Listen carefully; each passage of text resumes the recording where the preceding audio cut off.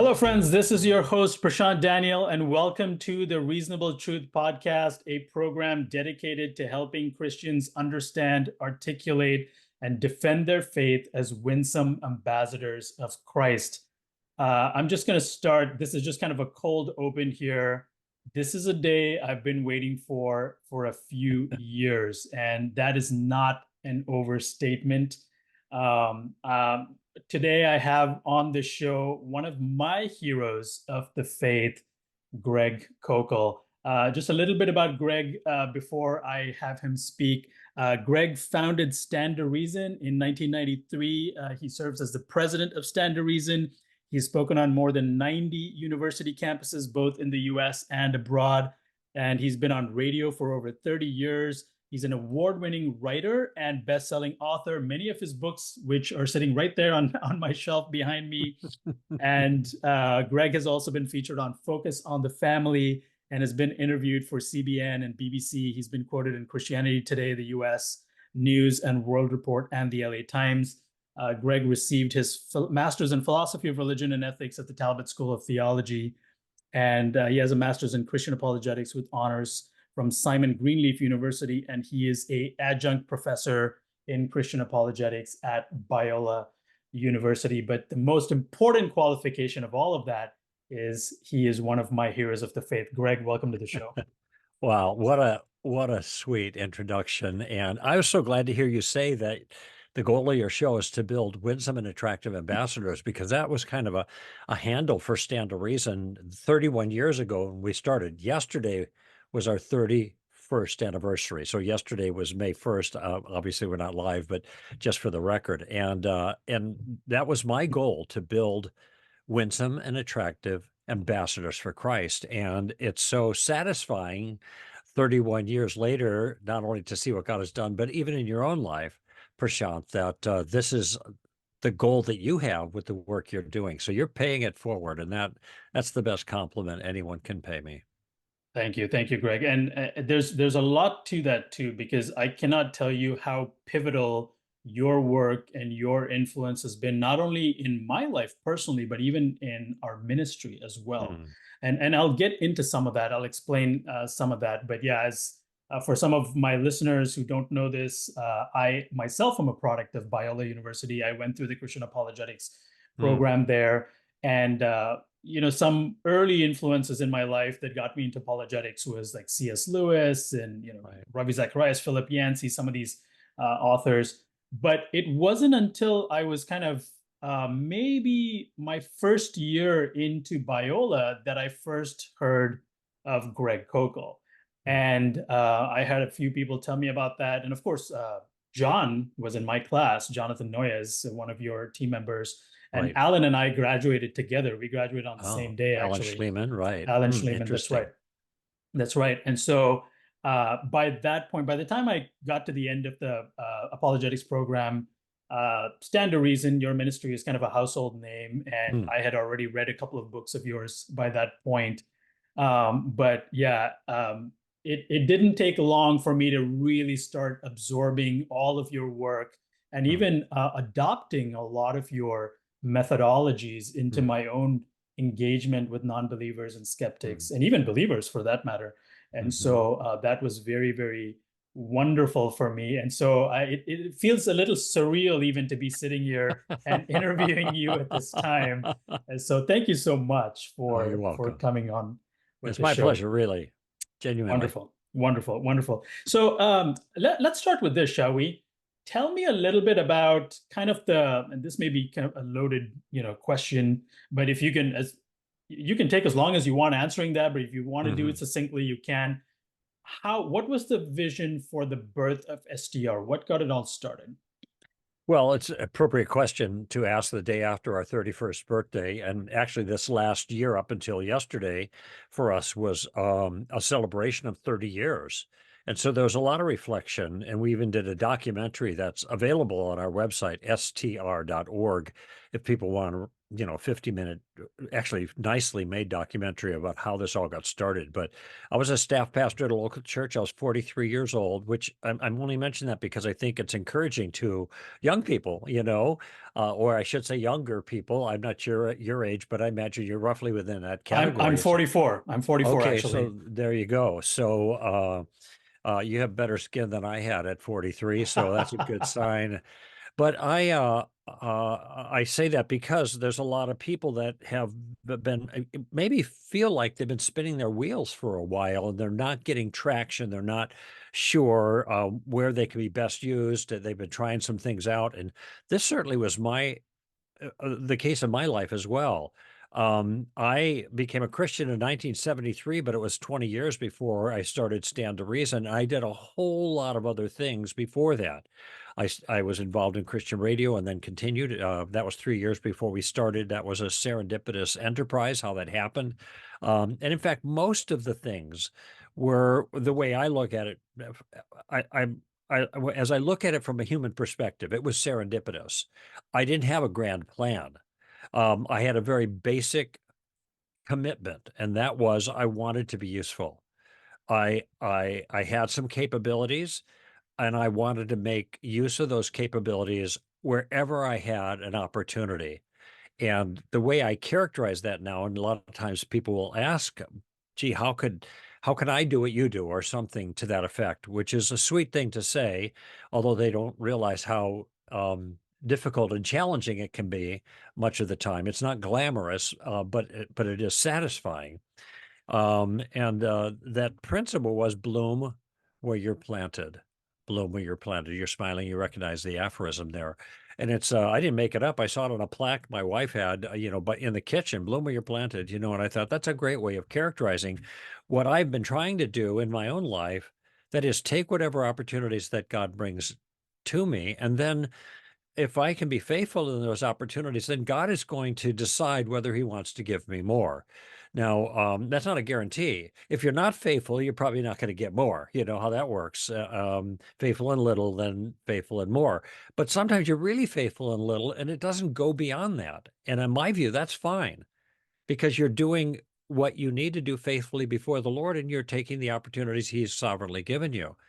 And as it turned out in my case, I never anticipated Stand to Reason to be the kind of organization that has the influence that it has now.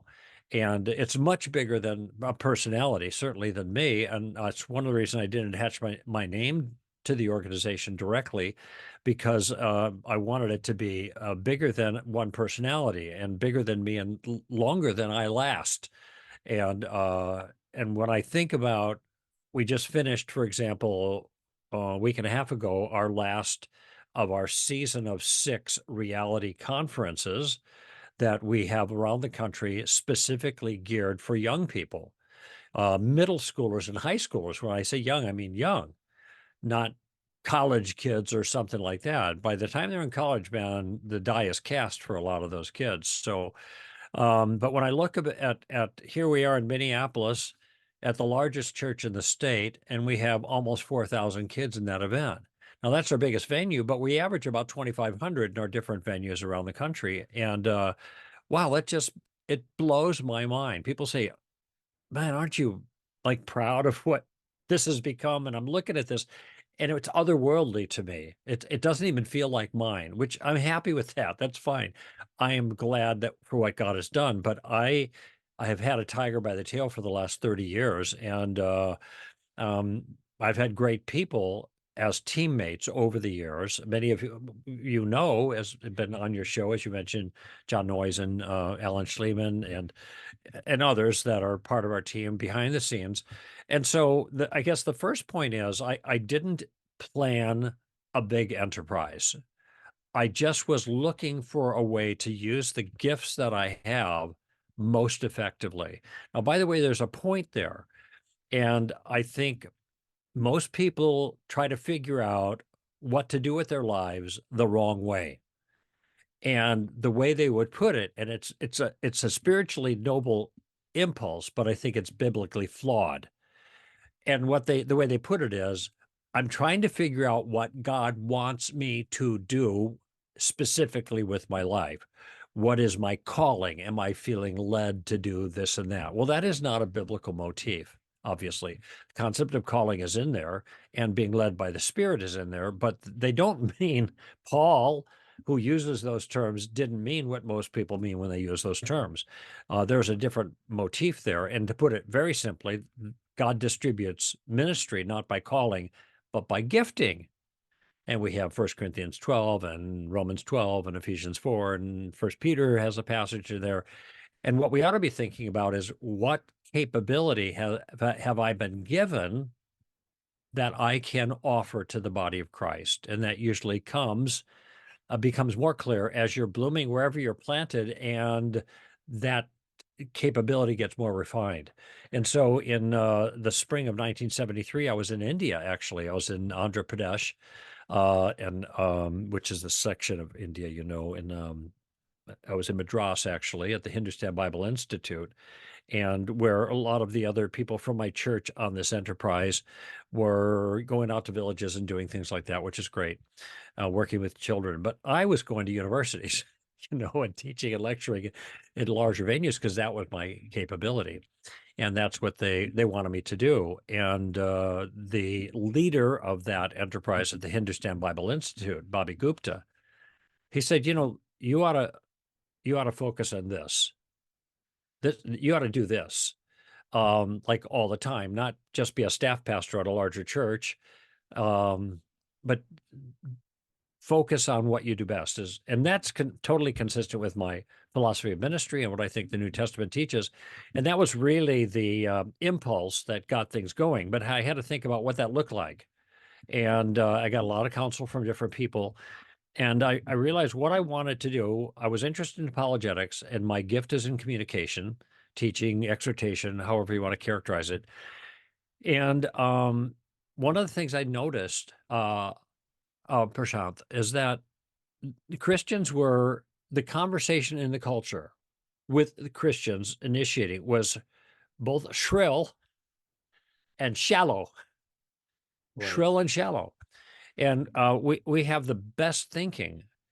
If you look at the Copleston's History of Philosophy, like 12 volumes or whatever, virtually every single individual from the time of Jesus that's made a contribution to philosophical, careful thinking up until about the 18th century, they were all Bible-believing Christians.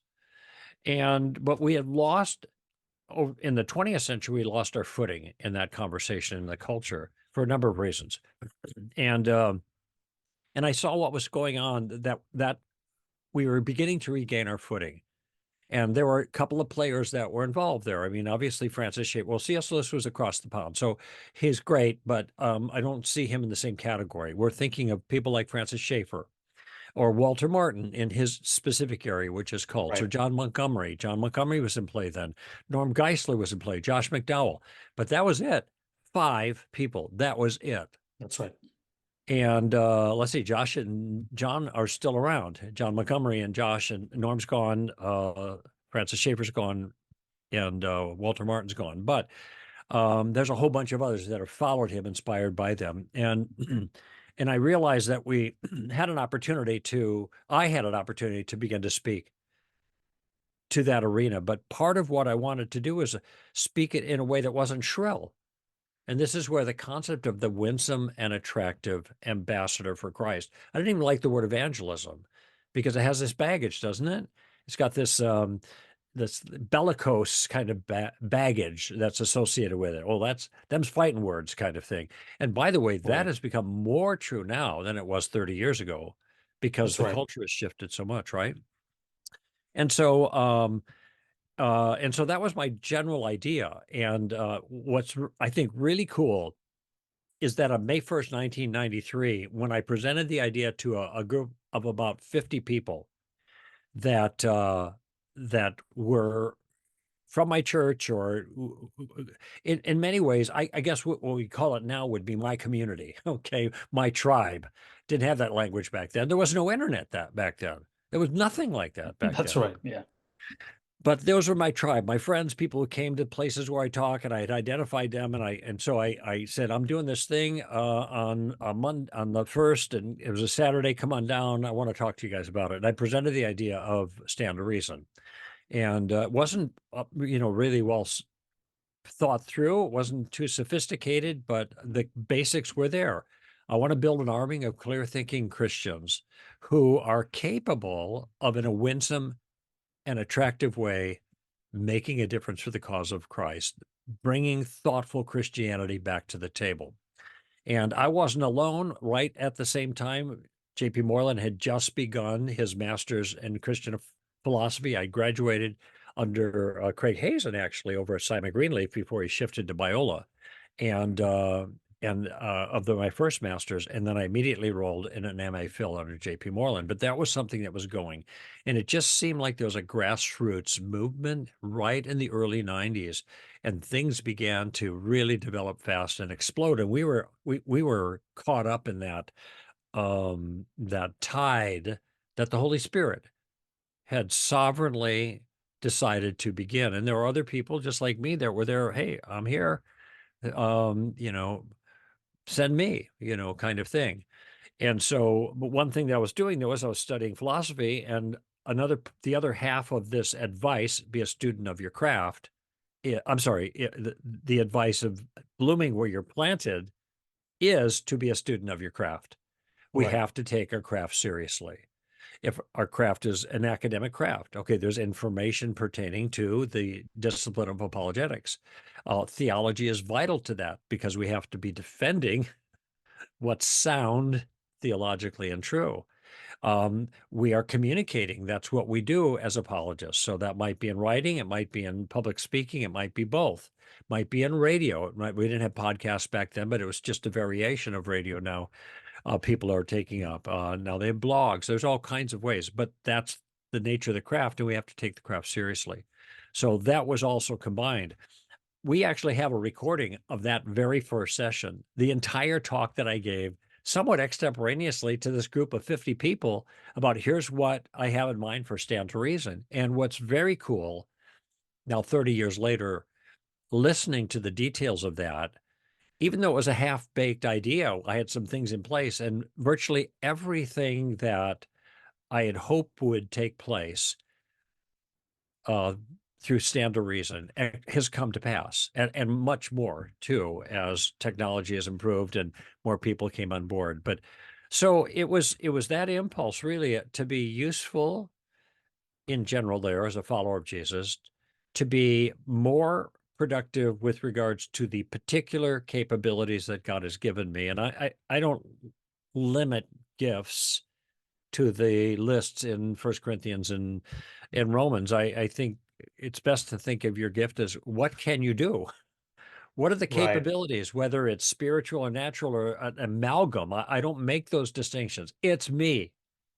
Whatever God sovereignly gave me from the time I was conceived to the time I was reborn, whatever it is, whatever I got, I want to put on the table and make useful to him. And this is why when somebody asked me, "Do you want to try out for radio?" We got a spot. I said, "Sure, why not?"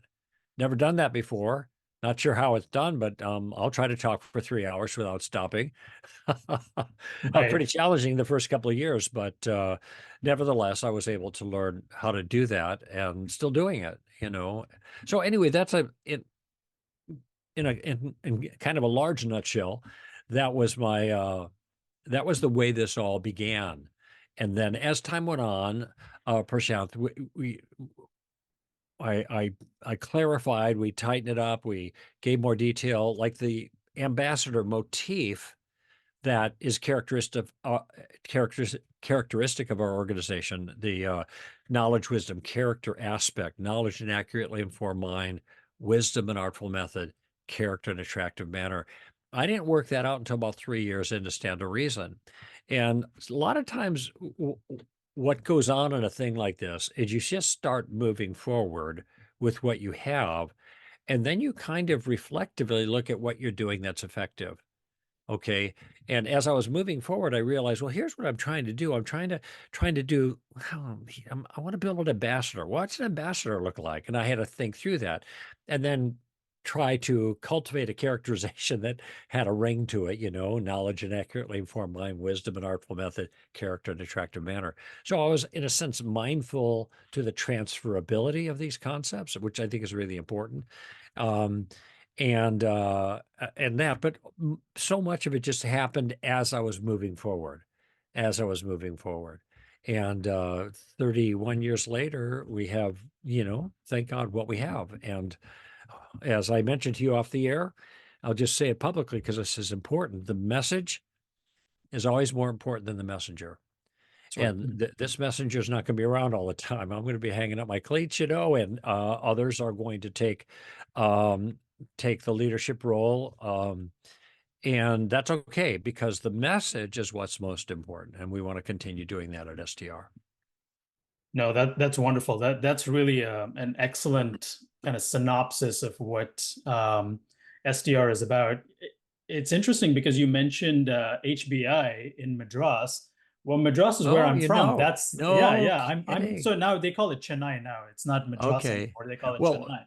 oh yeah. Why do they keep changing the names of all these foreign places? You get it. I don't know. It was really dumb because it used to have the old British names, and I liked Oh, the I old see. British names, and then they decided to change it and make it more, Yeah. you know, Yeah, Burma is no longer Burma. Kiev's no longer Kiev. Ceylon yeah. is no longer Ceylon. It's like, man, I learned all Hmm. this when I kid. I can't keep up with the I changes. know. Yeah. And so now Yeah. Madras is Chennai, but that is my hometown. That's where I'm Yeah. from. And Oh, yeah, great. I'm actually familiar with Bobby. I think I've spoken to him once. Uh-huh. It's been I a wonder if while. I wonder if our paths crossed in it was like February or April, February, March of 93. I don't know. No, so I'm originally from India, but I was born and raised in the Middle East. I was born in Bahrain, and in Oh, 93, I was 13 years old and still in the Middle East. I hadn't even moved to okay. India at that point. So Okay. yeah, That but wasn't it. see, it's I love some of the things you said there, Greg, because I think this is one of the aspects of SDR that many people find attractive is because when people think of starting or having a vision for a ministry or starting a ministry or something like that, there's a lot of intimidation there. There's a lot Mm. of like, oh, I have to have like this grand big vision. It has to be like this divine download, and I just have to see the Hmm. entire picture.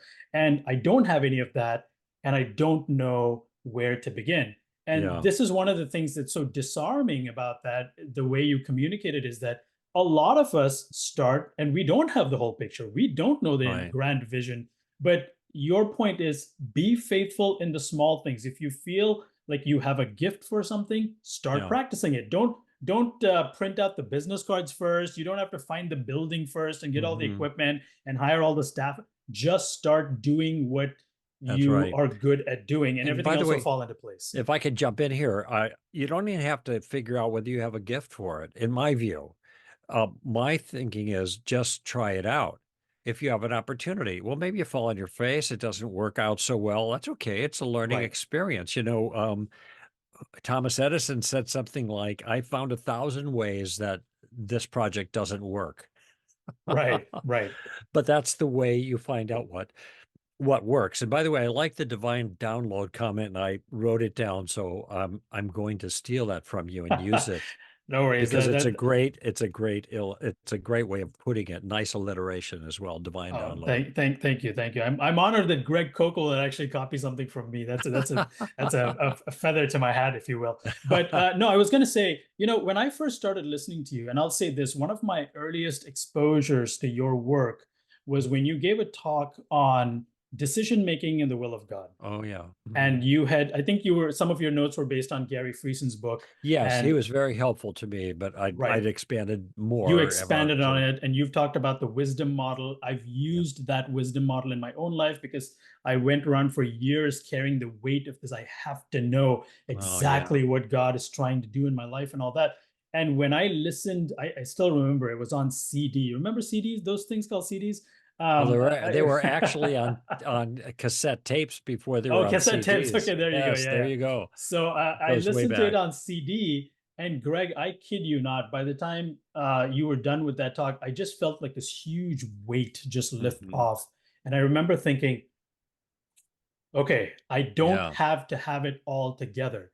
You are Hmm. fine. It's gonna go okay. So, anyways, all that to say, in the beginning when I first heard you, when I first started listening to you, you would say things like what you just said a little while ago. You said, I don't even like to use the word evangelism, or you would be Hmm. like, I've never prayed anyone into the faith or saved anyone into the faith or anything like that.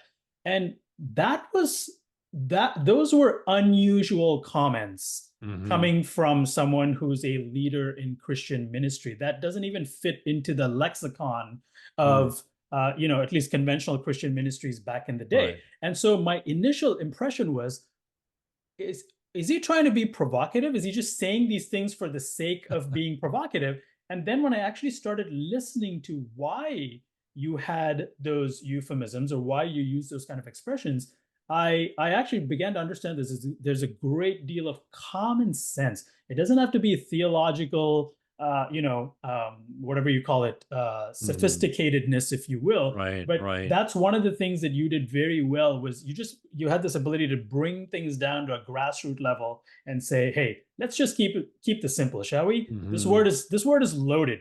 Don't even use the word. There's too much baggage to it. It confuses things. I'm not going to use the word. And Yeah. so you had a lot of simple approaches to things like that I think has been very disarming in a positive way for a lot Hmm. of people who follow your ministry, and it's been an inspiration for them as well. Well, I'm glad to hear that, Prashanth. And it's not that I'm purposely trying to be iconoclastic, Oh, I know that. Yeah, but it turns out sometimes my statements are iconoclastic because the icons need to be broken. Basically, that is right. certain things that are received traditions that turn out not to be biblically sound and really create problems. And you were talking about one of them and the way we understand how to make decisions and being led by the Spirit, etc. But you also made a comment about me leading people to Christ, and I actually make this part of the presentation that I do on tactics. I just did it. I did it last weekend. Where was I? I was at a church in Buffalo, Wyoming. Population 5,000, but there were 500 people in the church. 10% of the people in the town are in that church. So it was great for me to talk to them about tactics. And I took a poll that I've been taking a lot lately because I tell them, and this is true, I haven't prayed with anyone to receive Christ in over 30 years. Early on, I did that more, and I was part of the Jesus movement, whatever. But and and I know what they're thinking. What a loser. But there's a whole lot of people who feel they're losers because they haven't done this. Now, for those who are familiar, like with Tactics and Street Smarts, the more recent book that came out, um, probably aware that I'm referring to the emphasis on gardening as opposed to harvesting.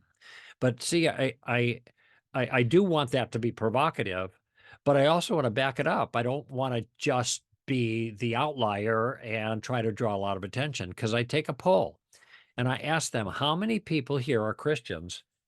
And I want you to raise your hand if you're a Christian and you did not come to Christ by coming forward for an altar call or praying with someone to receive Christ as Lord and Savior.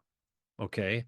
And it turns out my average is 70% of any church I go into, the average is 70%. This particular church, virtually every single hand went up. Okay.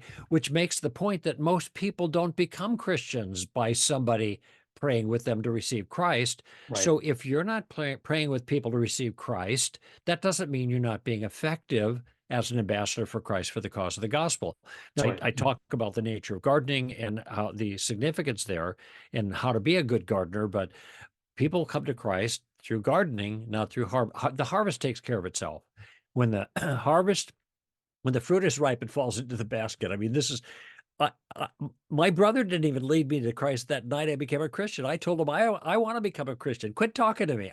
I want to Right. become a Christian. I harvested myself, so to speak. Of course, the Holy Spirit is the one. God's the Lord of the harvest. And so we don't have to worry about that. So it turns out that the concept that I'm offering it does, especially the way I state it, does get their attention. It is iconoclastic, but I'm trying to show them that this icon, this way of looking at it, that everybody seems to hold on to, which causes lots of problems. It's not the New Testament pattern. And it's not even the pattern of the way the Holy Spirit works even now. So why don't we get in the groove with what the New Testament says, which is gardening, really, sowing rather than reaping, and make your lives a lot easier and make your efforts more effective. Right. And I do want to spend a significant amount of time actually talking about some of these expressions you use and the methodologies behind those expressions. Okay. And so we'll get to that. But one of the things I really want our listeners to understand, because, and the reason I say this is because I consider SDR one of my top three most um, influential and most meaningful ministries for me. And so one of those ministries no longer exists. That's fine. I won't, we will not name that ministry now, but the other two still do. And SDR is one of those. And so, the reason I want to focus on this is because I think at the heart of SDR success is sort of the philosophy. And let me say something else, and I'll kind of bring it back to SDR. I'm a big Apple fan. Okay, the company Apple. And I've read all of Steve Jobs' biographies, and I've followed a lot of his work, and I watch all their keynote presentations. I've kind of stopped watching now, after he passed away and all that. But I would watch it quite a lot, and I read a lot of books about them. And one of the things that I think, now I'm not trying to start a debate here between Apple and Android and whatever. I think Apple's the better product. They make better products, whatever. The point is that Apple's excellence came from the DNA of Steve Jobs. And Steve's philosophy was simplicity.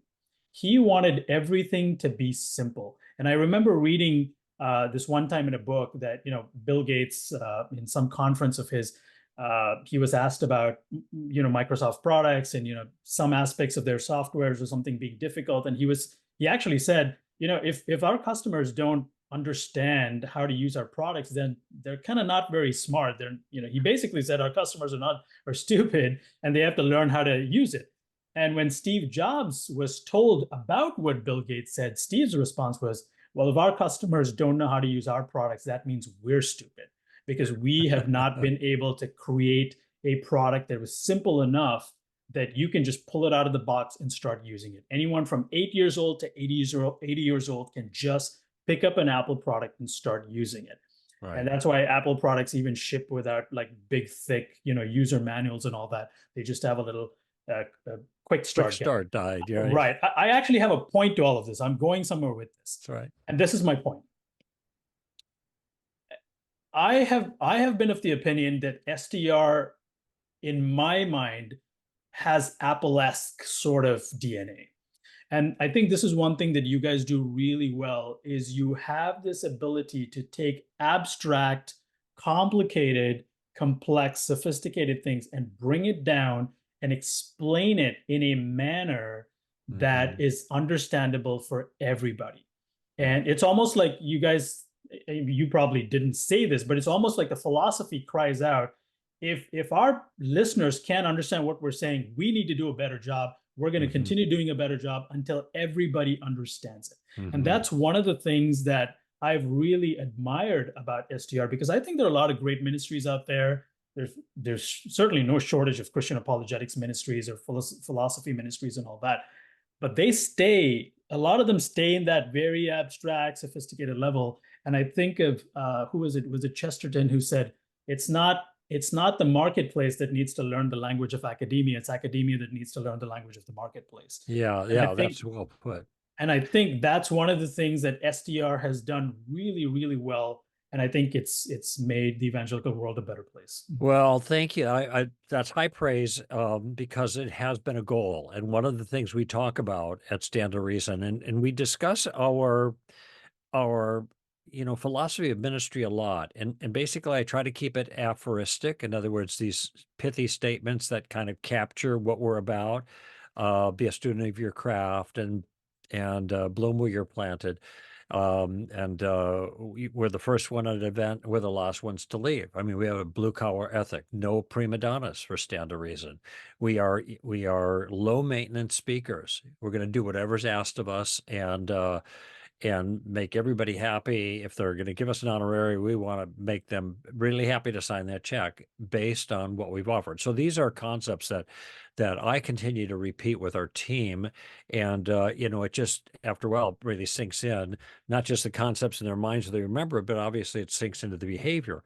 And one of those concepts is that we're translators. Virtually every speaker on our team will be able to reflect that idea to you. We're translators. We rub shoulders, Right. with the J.P. Morlands and the Bill Craigs and all the smart guys, the philosopher types, and see what we can get from them and understand. And by the way, they're great communicators, but they are actually aiming largely at a different strata of people. I mean, I know you're part of Bill Craig's enterprise, Reasonable Faith. I love what he's doing. I read his material, um, I take great benefit from it. But I'm sharpened more as a philosopher from what Bill says because that's how he approaches things. And I realize, okay, now I want to take this for our group, for the people we're reaching. I want to try to translate this. How can we communicate this in words that are accessible and hopefully transferable to other people? And the transferable concept is really important to get other people to pay it forward, if you will, like yourself and others who benefit from what we're doing. You can't say, okay, oh, I got this great thing. I'm going to tell you about the Kalam cosmological argument. People's eyes glaze over. We say, look here it is. Don't buy Bill Craig's books. I'm going to save you all that money. Here it is. A big bang needs a big banger. Boom. There it Right. is. Right. Exactly. That's the Kalam cosmological argument in a nutshell, so to speak.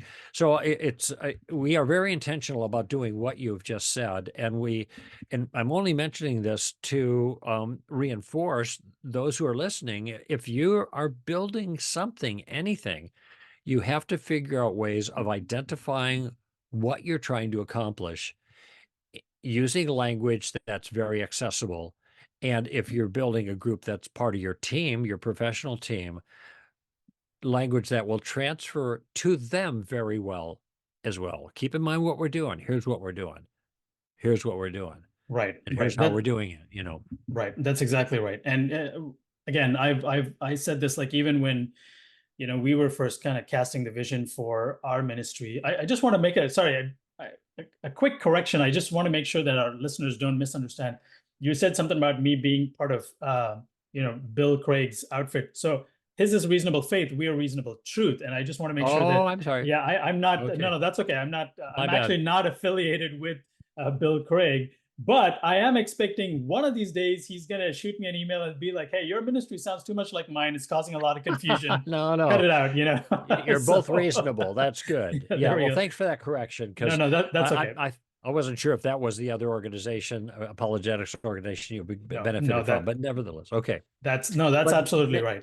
many people know about Bill's Reasonable Faith, and I'm just making a distinction that he's doing good work, but he's not a translator. That's right. He's communicating to a different level of people who need what he offers, and I'm one of those people. And I can benefit from what Bill does, and then, eat the meat and throw away the bones, or however as the case may be, and then translate the things that I think are really useful to pass on from what I've learned from Bill. And I've known him over 30 years. So, That's right. I have a lot of respect for Bill and we've done a lot of work together. That's right. Yeah, and even I have no shame in admitting that this at all. Even at our vision casting meeting, it was at somebody's house all the way back in Southern California several years ago.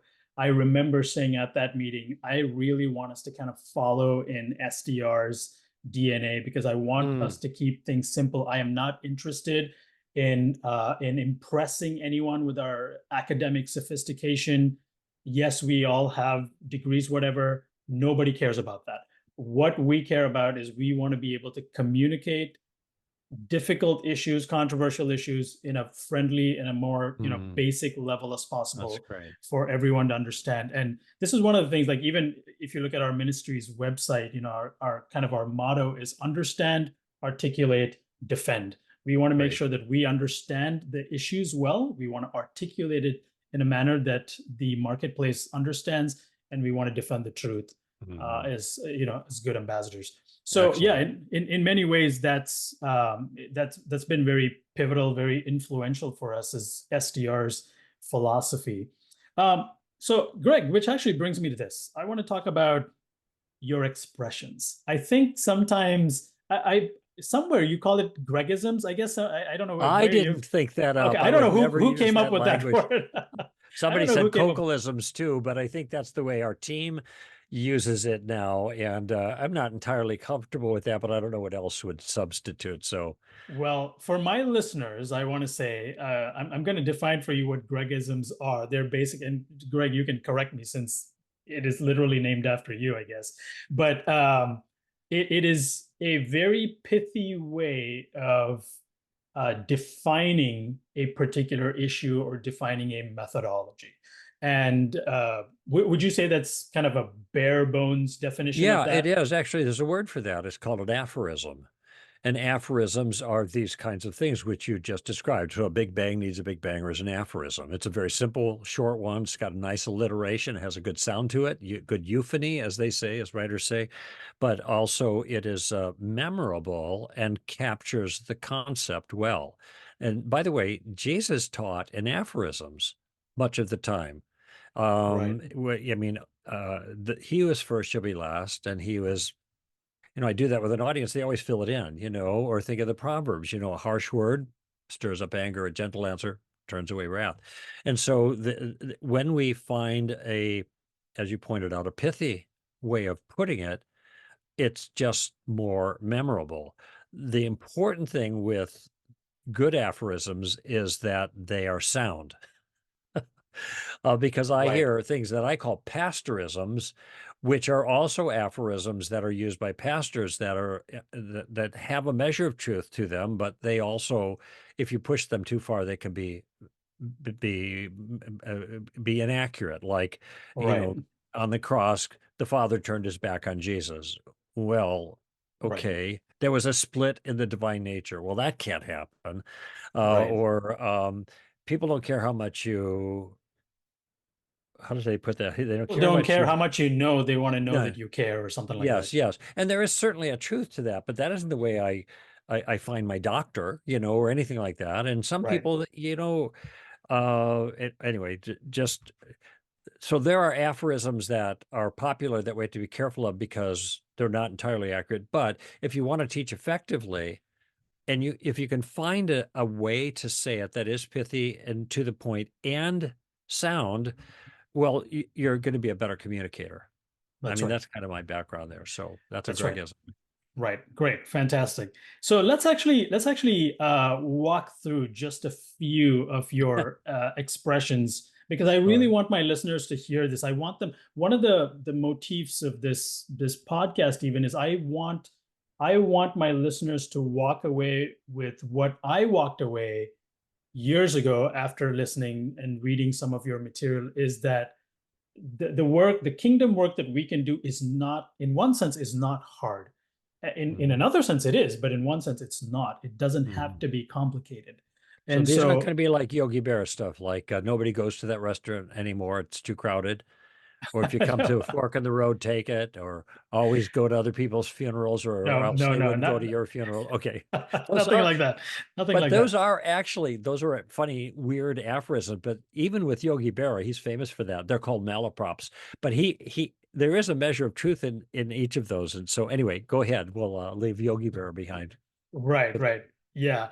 So okay, let's talk about this one. This one is people I've personally actually known a few people who've been kind of thrown off when you say this. You say never read a Bible verse. Oh, yeah. Please explain.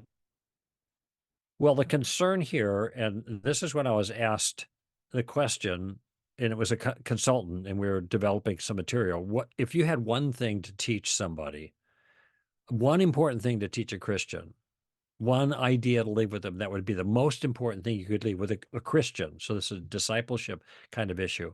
What would you do? What would you teach? And I think that phrase just popped into my mind, but I knew the concept was I want to teach them how to read the Bible accurately. And the way to read the Bible accurately is in context. I mean, this is not new, obviously. This is old and in a certain sense, that's part of the problem. When you talk about concepts that are sound but are old, the ways of characterizing them have gotten a little bit stale. And so it doesn't really register with us, and we don't take it seriously. A context, now I'm thinking of this other phrase, something without a context is a pretext or something like that. But the point that people can't, anyway. So it just popped into my mind. Never read a Bible verse. Now, of course, the point there is if you want to know what a verse means, you can't just read the verse. That's You right. have to read the paragraph or more. And in historical works like the Old Testament or even Gospels, whatever, you maybe have to read a whole chapter to get the flow of thought. That's the key there. What's the flow of thought that the writer's trying to communicate? So you capture this one verse as part of a larger flow of thought. That gives you a much better chance of getting it right. And getting it right means understanding what that writer was trying to communicate. Wonderful. Fantastic. Yeah, I've shared this with my boys. I have three boys, by the way. They're 12, Oh, 10, and 4. And in mhm. fact, we've been watching your tactics video on Right Now Media. Wow. We have a Roku player, and we have Right Now Media subscription to that, and your tactics Thank class you. That's video great. lectures on there. And the boys were just we actually do it every Tuesday night, which was day before yesterday. So they were just watching your last one on taking the roof off. Which, by the way, that whole tactics,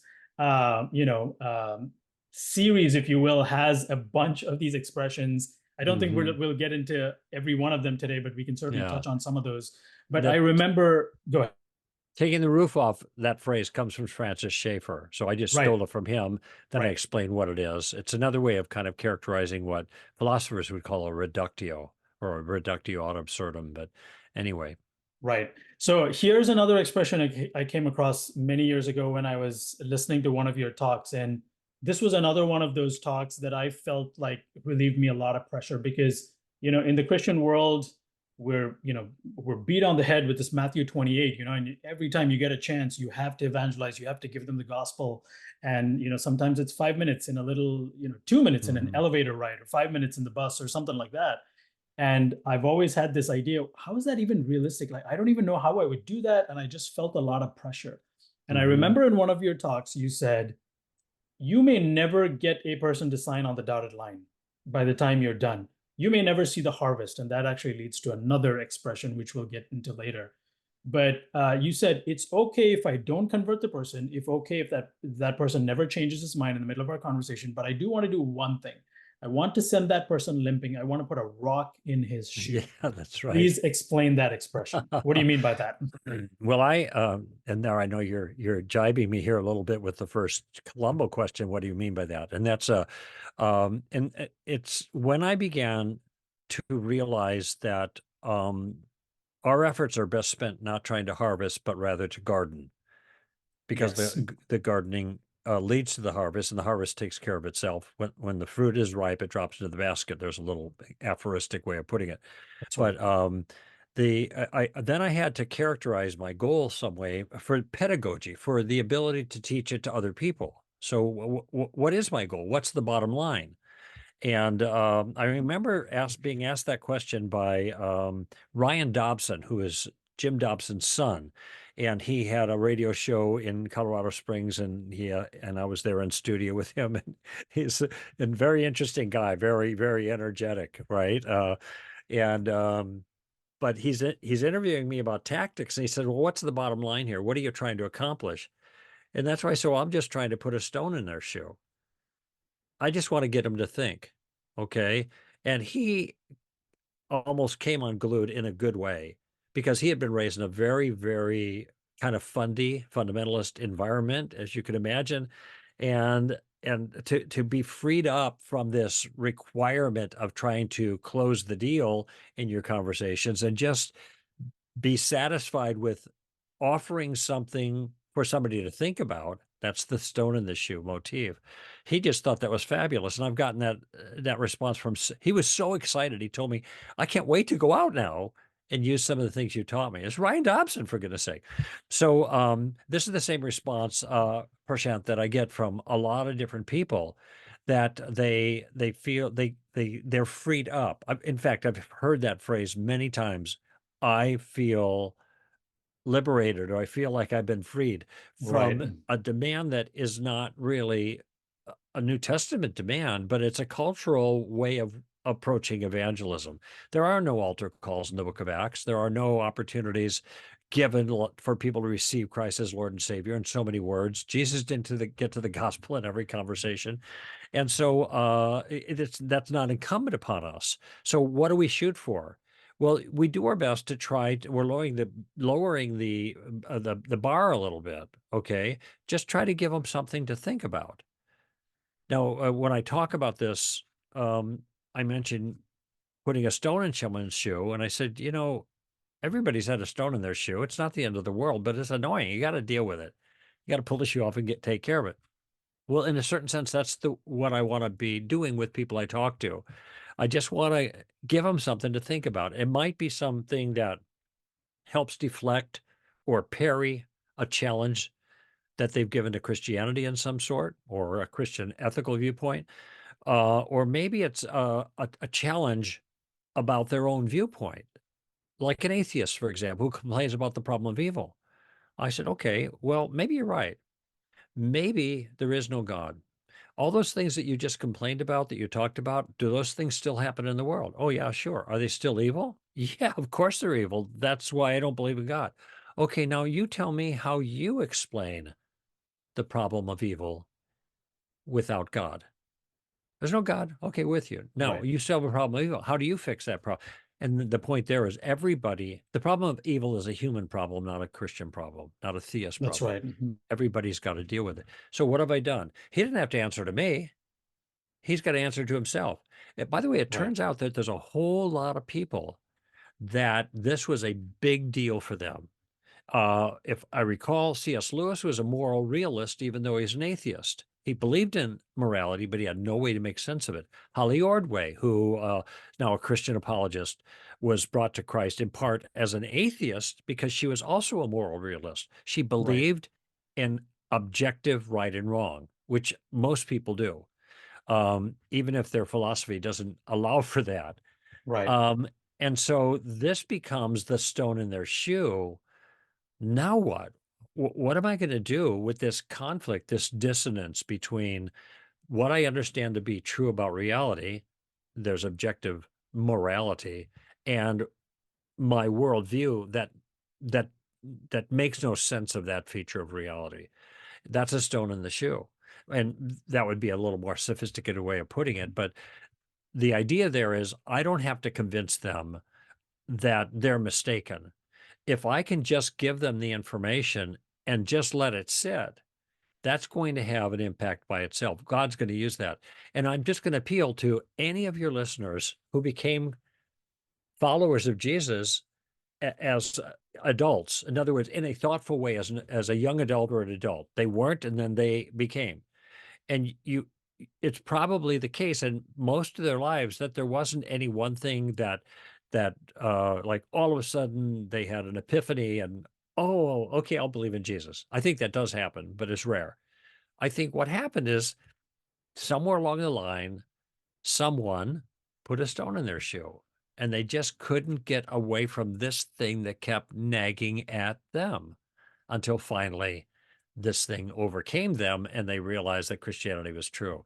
So I'm just suggesting that we adopt that more practical, um, but very effective approach and not worry about the end game, because I'm convinced that will take care of itself.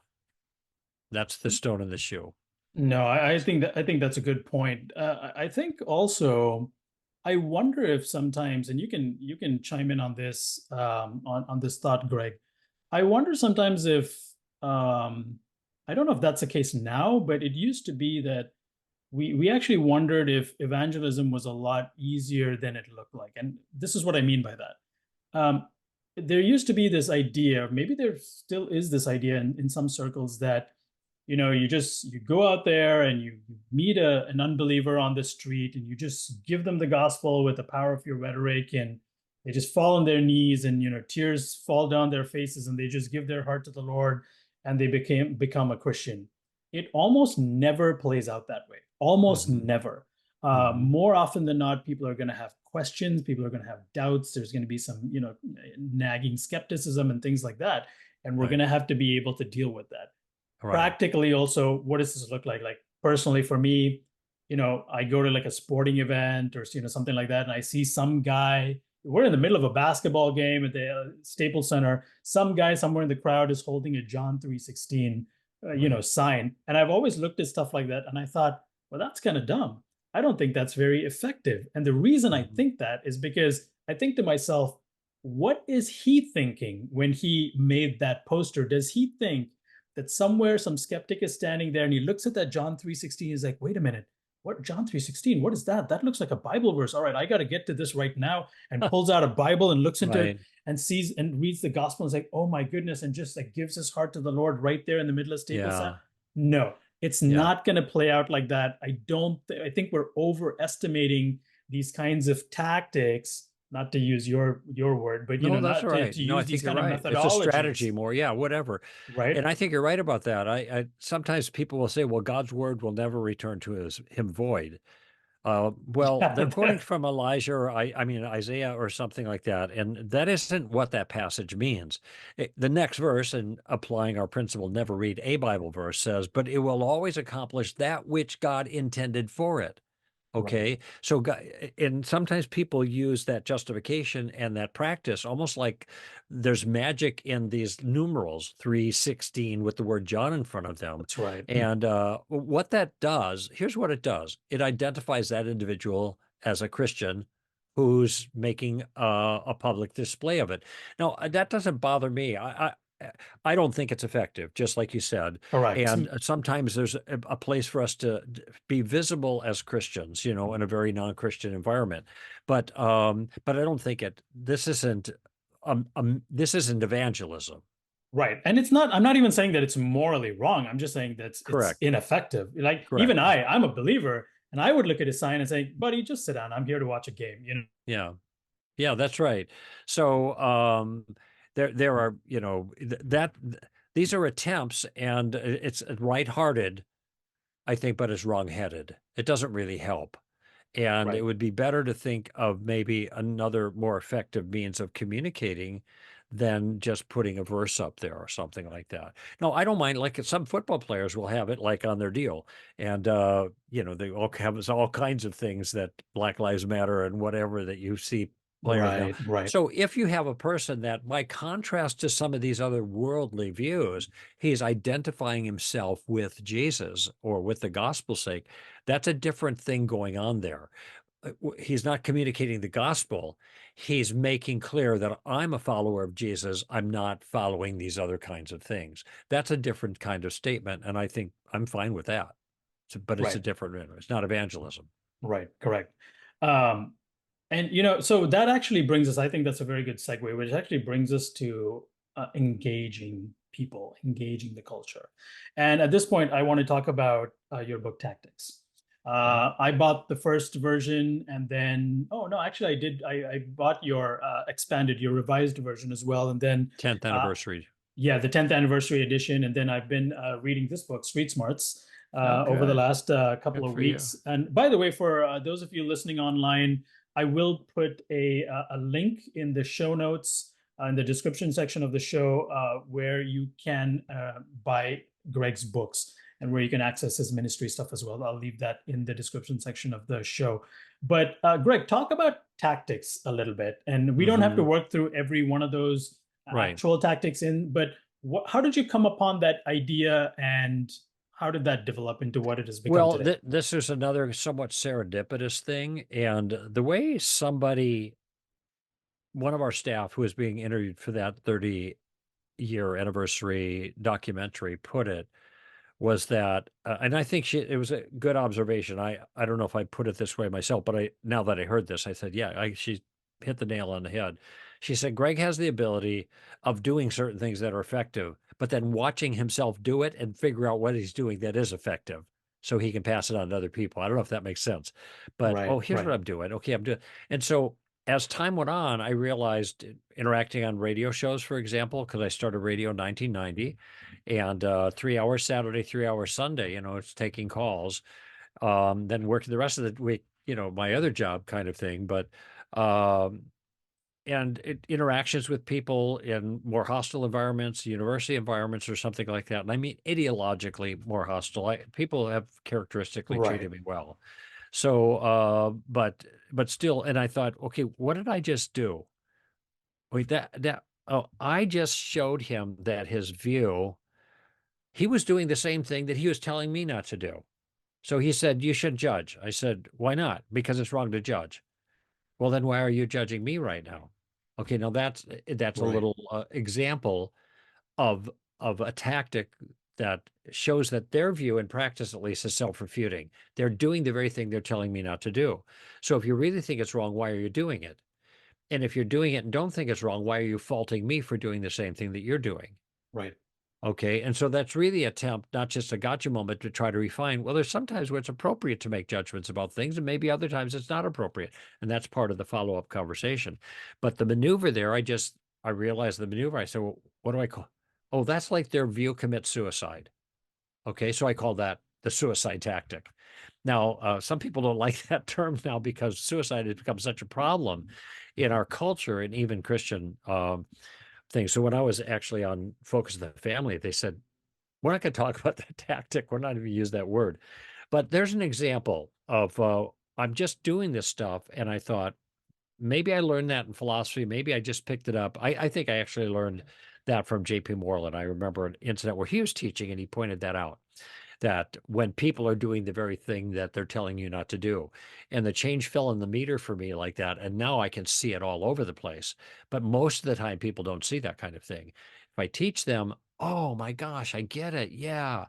People are doing this all over. So that's the suicide tactic. Then I look at the other maneuvers. I learned from Francis Schaeffer that if you take another person's view seriously and take it for a test drive, maybe it leads to terrible conclusions, which means maybe you started out at the wrong place. Now, that's how I characterize what he called taking the roof off. You remove the roof and let the cold wind blow on them. You show the consequences of their views. And that's also known as a reductio ad absurdum, reduced to the absurd, or just a reductio. right, So there's another example. I realized that there people have things built inside of them that God built in them. And Francis Schaeffer said that all human beings are made in the image of God, as a matter of fact, and they have to live in the world that God made, as a matter of fact. And that means they can't get away from that, even if they deny it. And so consequently, there's going to be things that come out of them that reflect the truth about the world, even though their worldview denies that. And Nancy Pearcey writes about this stuff too. And Nancy's also a student of Francis Schaeffer. She's a L'Abri grad, and so I got to thinking about that, and I thought, well, that's like an inside out thing going on. There's something on the inside that comes out, so I call that the inside out tactic.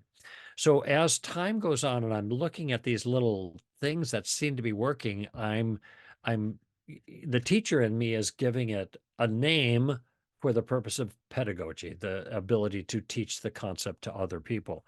And as I collected these things, that's when Craig Hazen said, well, why don't you teach on this? This is still at Simon Greenleaf University. And he said, why don't you do a talk on this stuff? And so I had a very rudimentary form of the tactical talks, and I had a bunch of these things in place. But I did realize as I'm observing that one of the most effective ways of communicating with people, even using some of these other maneuvers, is to use questions in your conversation.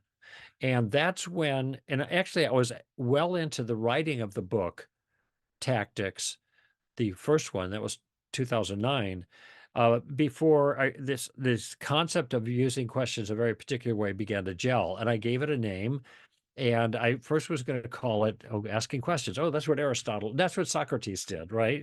Socratic method. Right. Socratic. I thought, oh, that sounds so hoity-toity, Socrates. Oh, so here's the Socratic method. And wait a minute, Lieutenant Columbo did the same thing on TV.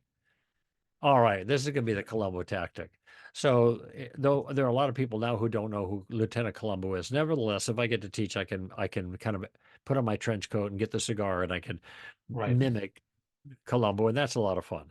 But to help people to see there is a way to use questions to navigate safely in conversations, to keep you safe, and to get the other person thinking, and to stay in the driver's seat of the conversation. So this becomes the core of the game plan. The Columbo tactic is the game plan. You maneuver by asking certain questions. There are three uses to the game plan. And again, these are all things that kind of happened over time as I started trying to conceptualize and nail down some steps to make it transferable.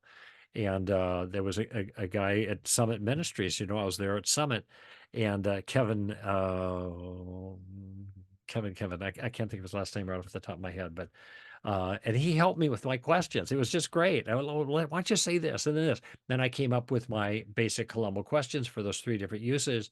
And now I have a structure. Now I can embellish a little bit more and develop and make it more useful. So all of these things just happened over time. I'm doing the things first. I'm seeing the effectiveness of it. I'm trying to find handles with names like taking the roof off, or just the facts, ma'am, or road scholar, or a steamroller. These are all different maneuvers, most offensive, but occasionally there's a defensive maneuver like steamroller.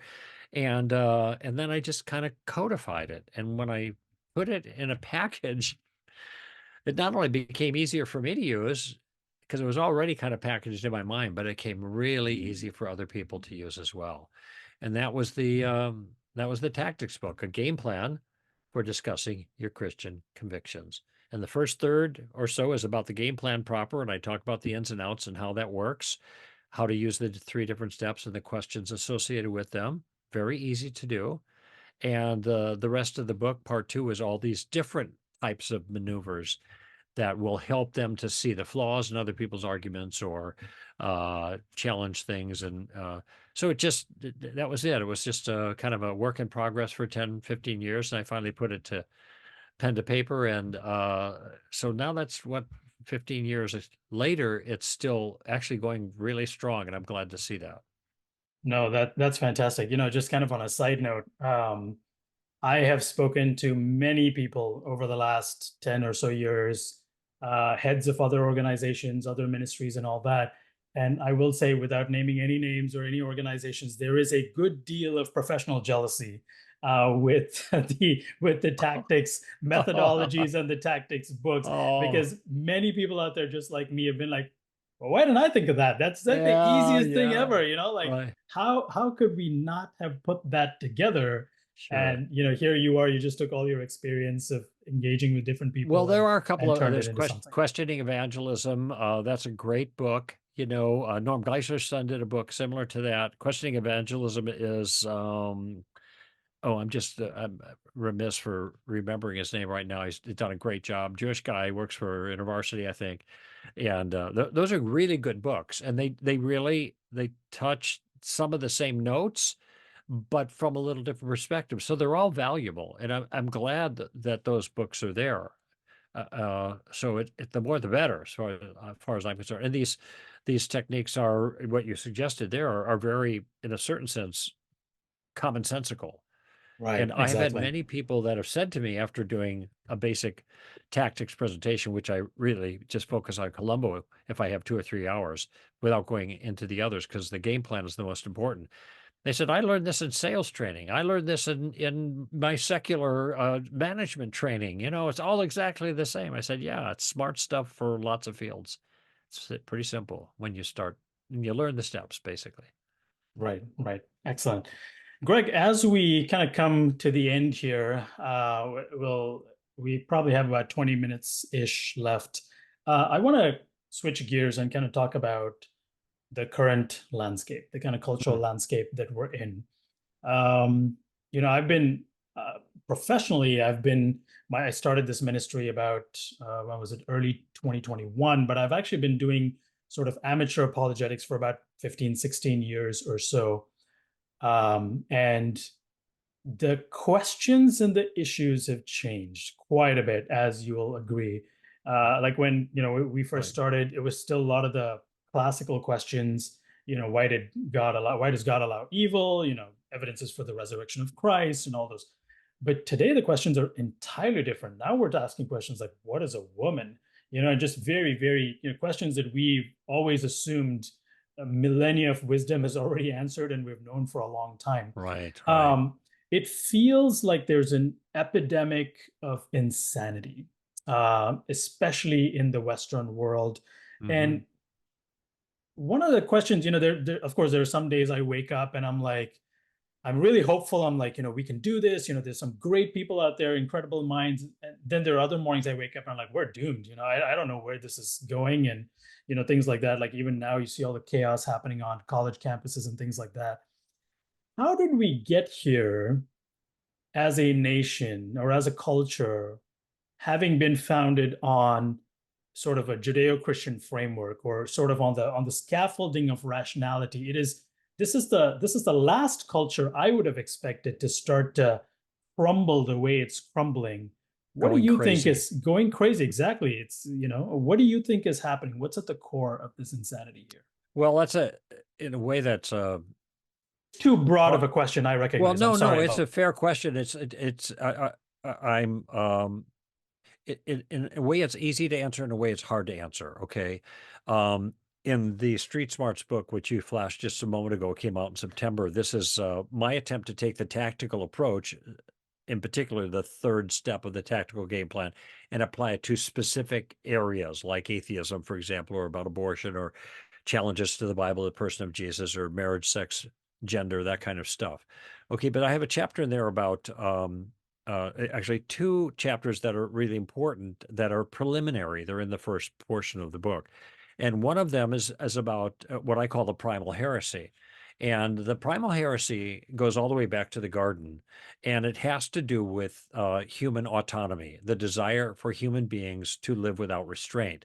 And part of living without restraint means to define reality for themselves, or their reality, or their truth. Okay. And you can see elements of that in the garden. I'm not going to listen to what God says is right or the way God made the world. Okay. That tree is not a good one for you to eat. Well, it looks good to me. That's in the text, and it's able to give me wisdom. She's buying the temptation.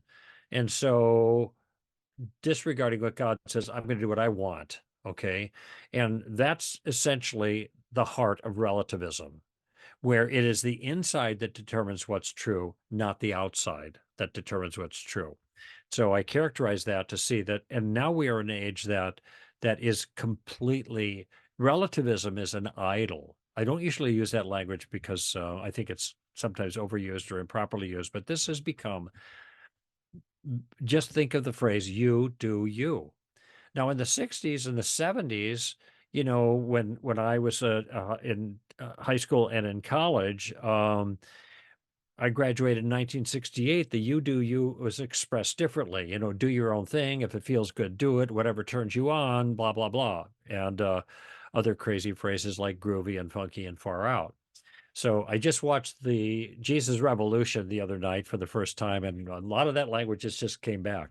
Right. Um, and which, by the way, was a period of time where there was a lot of rapid transforming gospel encounters. People were coming to Christ quite easily, but that was unusual. And I agree with you. That doesn't usually happen very often. But anyway, the 60s set the stage for that. And then it has become so ingrained in our culture that it has become this, as one author calls it, expressive individualism has been the center of everyone's quest now. And so it is relativism on steroids, and it's been augmented um, by the government, by the media, by Hollywood, by all of the gatekeepers, that was the phrase I was looking for, all of the Right. gatekeepers of culture, where all the information flows down. Now, it doesn't mean everybody's bought into that. They haven't. But this is these are the ideas that have the bully pulpit, and they have a huge impact on people. All right. Now, so that's part of it, the relativism coming home to roost. You sow to the wind and you reap the whirlwind. That's one of the prophets. Now, it's a good aphorism, too. And that's what we see. We've been sowing to the wind for the last 40 years. No, the last 30 years, especially from mid 60s till now. Okay. And in the last 10 years, we've been reaping the whirlwind, and that whirlwind is getting more and more intense.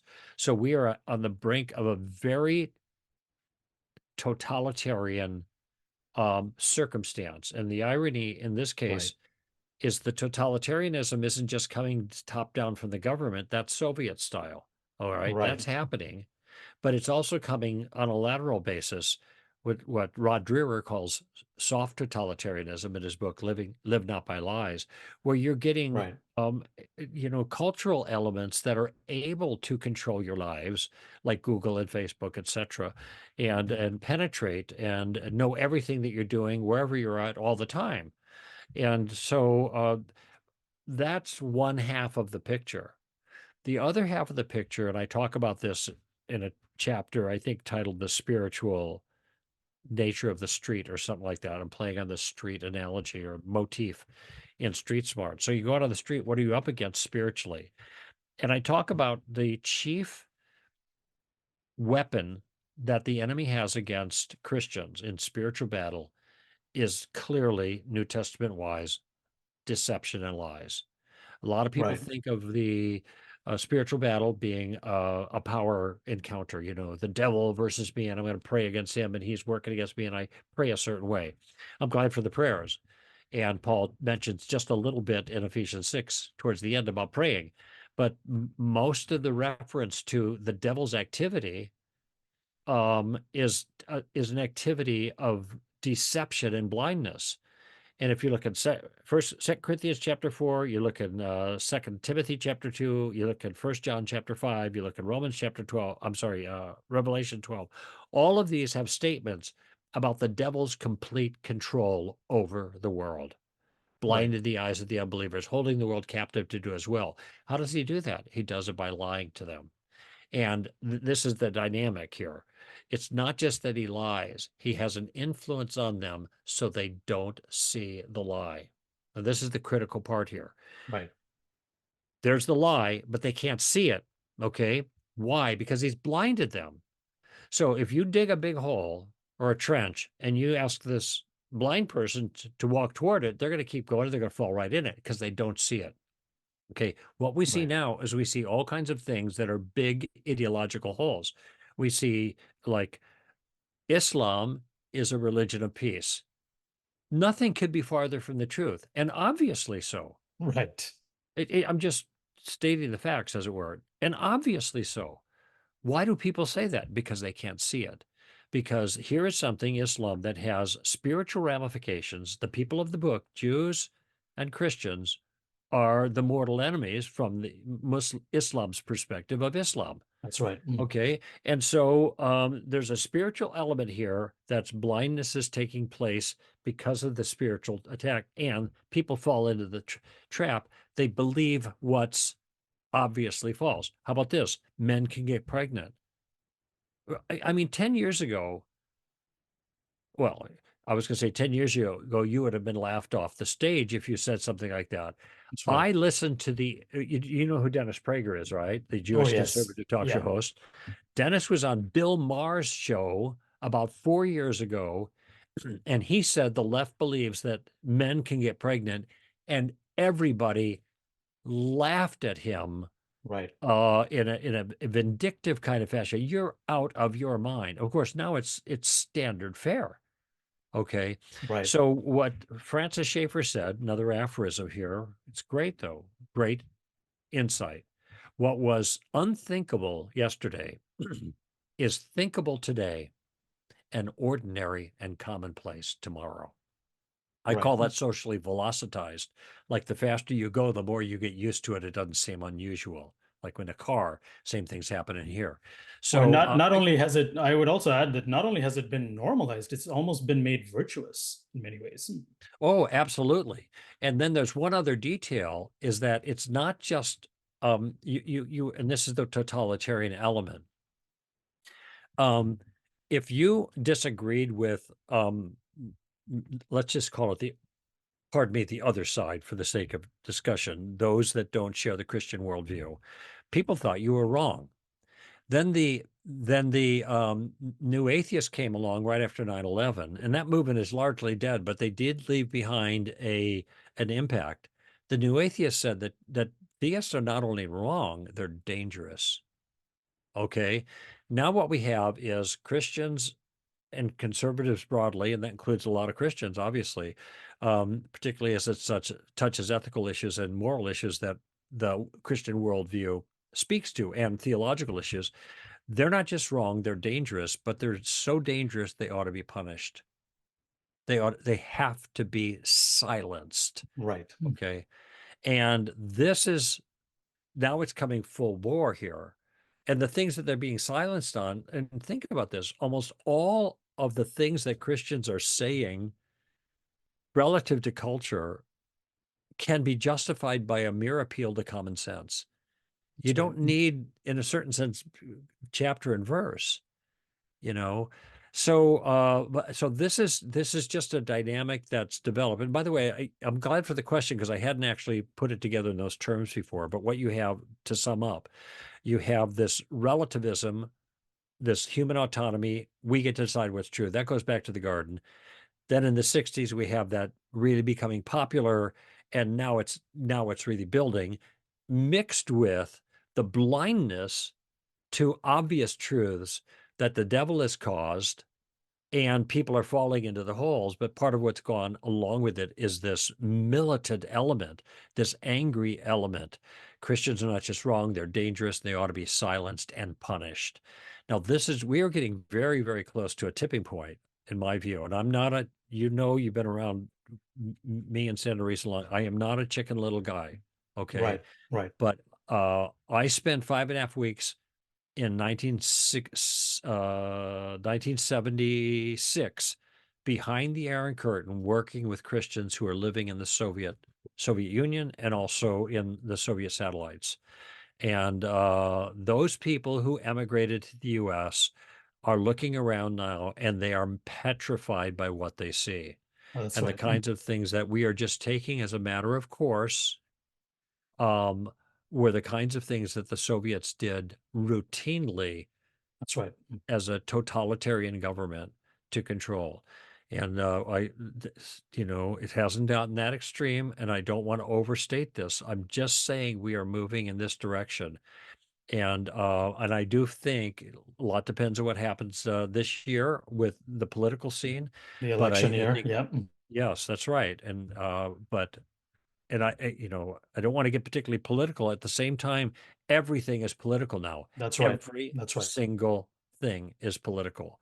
Do you remember the time when marriage used to be not political and sex education not political? Now it's just like consumed. Anyway, so if the powers that be continue in the direction they're going, we've seen such even in the last 3 years, such a radical shift. Even things that have happened in the last couple of weeks with regards to policy Right. and the World Health Organization and Title IX and all kinds of things to give the government the capability to use significant force to enforce Right. doctrines and policies that the government has actually no business being involved in, but it's meant to advance a particular worldview that is deeply hostile to the Christian worldview. So there's my thumbnail sketch of why and how. You know, Greg, as we kind of come to the close here, I want to pick up on a word that you used. You used the word militancy. There's a lot of militancy happening around us. There is the persecution of dissenting voices, suppression of dissenting voices, Yeah. even. There is cultural Marxism and CRT and all these things running rampant on campuses. The nation seems more polarized than ever before. Mhm. in the middle of all of this, we have the next generation of Christians, Gen Z Mhm. Christians coming up. One of my own friends, she just started the apologetics program at Biola, and I was having a conversation with her, and she said, "Prashanth, I feel like God's called me to be an apologist. This is why I'm going to Biola. You recommended it. I'm going there. I'm studying. I'm reading all these things, but I am petrified. I am Yep. petrified of how I'm going to engage and do the things that I need to do once I am done with my training." Right. Right. Greg, for people like her, for those friends of mine, and for others listening online right now, and for the up and coming apologists, if you will, those of us who are going to stand on your shoulders and and engage the culture, what is some parting words of wisdom? What is some advice you would give for all of us on how we can be winsome? What does winsomeness look like in this modern age? And how can we, most importantly, speak truth to a culture that doesn't actually care about truth? They care more about narrative than anything Yeah. else. What's Yeah. your advice for us? Well, I have a few things to say. I remember somebody asking Bill Craig that a number of years ago. We were both in Europe at a conference, and he was doing a teaching. He was instruction about how to debate, and uh, and they said, "How do you handle it when people persecute you?" And he said, "I rejoice." And he's referring, of course, to Matthew 5. And he says, "Blessed Right. are you when all men say evil things about you, and they lie about you, and they persecute you uh, for my name's sake.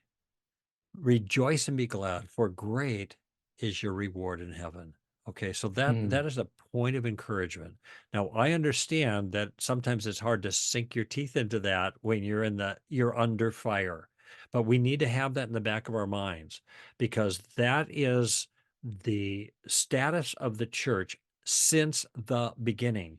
And we've had it pretty easy in this country for 250 years or so, but not the rest of the world. Okay. So we just have to keep that in mind. This is a price that we pay for being Christians, and the evidence, I should say, the reality of persecution is the evidence of the glory that will follow for us because we are being persecuted for Christ's name's sake. Uh, Another thing I wanted to notice, and I did write about this in Tactics, and in fact, it's the first line of not Tactics, I'm sorry, but Street Smarts. It's the first line of the book. And I start out by saying, I have a confession to make.